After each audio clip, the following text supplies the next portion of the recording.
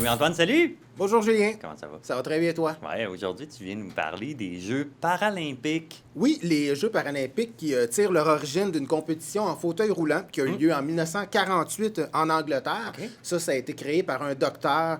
C'était pour les militaires blessés à l'époque. Donc, c'était en prévision là, des Jeux olympiques là, de Londres en 1948. En 1960, il y a eu la première édition de ce qu'on allait appeler plus tard là, les Jeux paralympiques.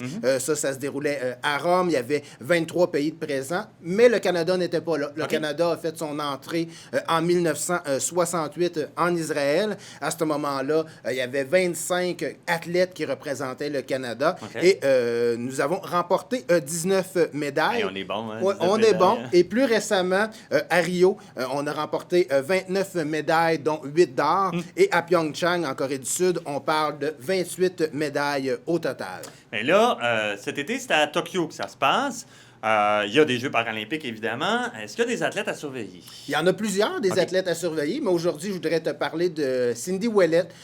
Malheureusement, elle, dans sa jeunesse, elle a eu un cancer des os, donc elle est en fauteuil roulant. Malgré tout, elle a un parcours là, impressionnant au niveau sportif. Elle a participé à 4 Jeux paralympiques, Quand même, hein? donc 3 d'été en basket en fauteuil roulant, et elle a fait du ski également. Donc, c'est une athlète à surveiller sans l'ombre d'un doute. OK. Comment ça se fait que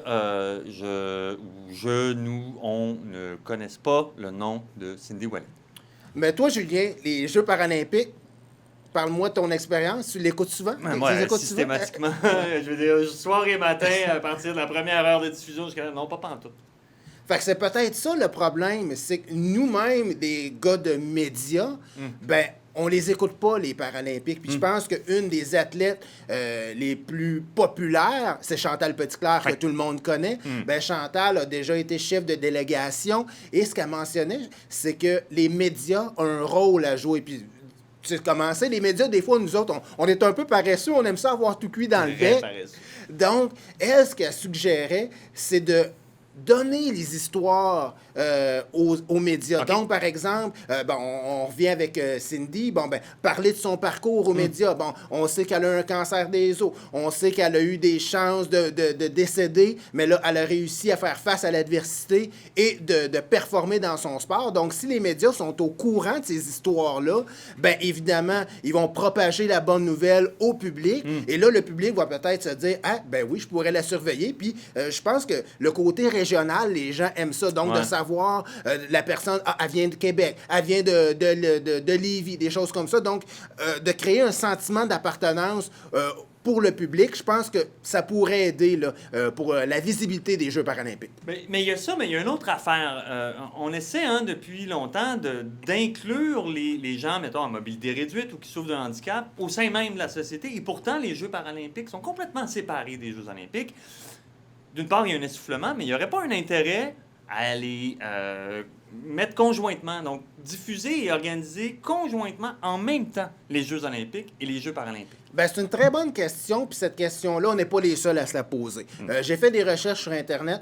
C'est une question de logistique qui est vraiment difficile de mettre tous les athlètes ensemble en même temps, mais on en parlait tout à l'heure. Tu sais, bon, la compétition que le monde regarde, c'est le 100 mètres. Oui. Donc, pourquoi pas mettre une grosse compétition de paralympique quelques Juste minutes avant le 100 avant. mètres, Donc, quelques minutes. Exactement. Donc, comme ça, on pourrait réaliser que c'est, comme tu as mentionné tout à l'heure, c'est des athlètes à part entière, ces gens-là.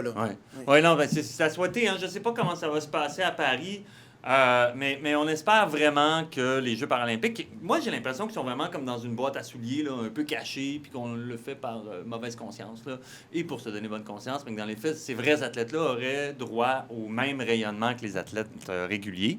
Hein? Oui, parce que ces athlètes-là, Julien, ils font les mêmes sacrifices au niveau de l'entraînement physique, au niveau de l'alimentation. Donc, pourquoi pas leur donner de la visibilité? Hey, c'est le réveil, ça sonne, c'est terminé. C'est fini, je me tais, je m'en vais. Oui, on parle de hockey-ball la semaine prochaine. Merci, Julien, à la prochaine. Salut, Louis-Antoine, merci beaucoup.